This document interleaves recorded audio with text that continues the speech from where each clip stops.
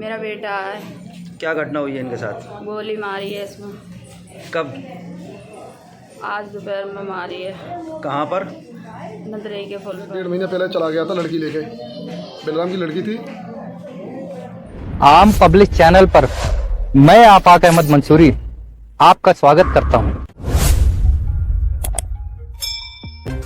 उत्तर प्रदेश के कासगंज में कई दिन पहले एक लड़की को साथ लेकर अपने घर से करीब 20 लाख रुपए के सोने चांदी के आभूषण लेकर फरार हुए लड़के को इलाहाबाद जाकर अपनी प्रेमिका से शादी करना इतना महंगा पड़ेगा कि इस प्रेमी लड़के ने कभी सपने में भी नहीं सोचा था।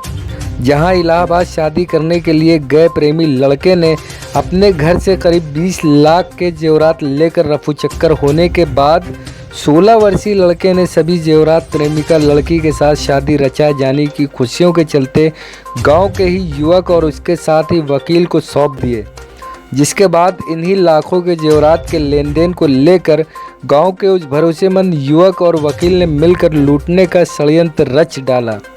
प्रेमी युवक करीब 1.5 महीने बाद जब अपनी प्रेमिका दुल्हन को लेकर अपने घर जयपुर से वापस लौट रहा था, उसी दौरान गांव निवासी युवक और उसके साथी वकील ने उस पर हमला बोल दिया और बैग में रखे करीब 20 लाख के सोने चांदी के जेवरात छीनने की कोशिश की।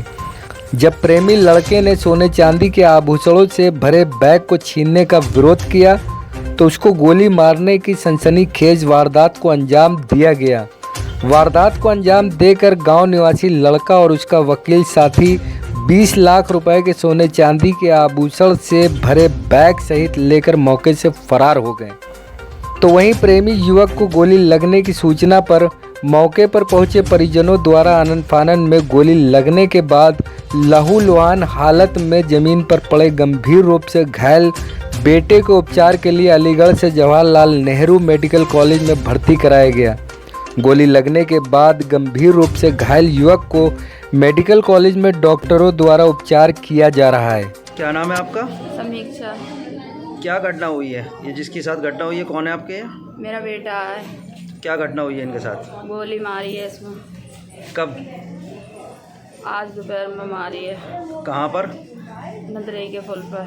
तो क्या कोई विवाद चल रहा था इनका? क्या था विवाद? नहीं, मेरा लड़का लड़की लेके चला गया और मतलब वकील हमें जो कहतो रोज़ मिलवाने की कहतो आज 1.5 महीना हो गया और ना मिलवा दो ना कुछ। हम बहुत देरी बाद से विनती करते हैं कि मतलब मिलवा दो।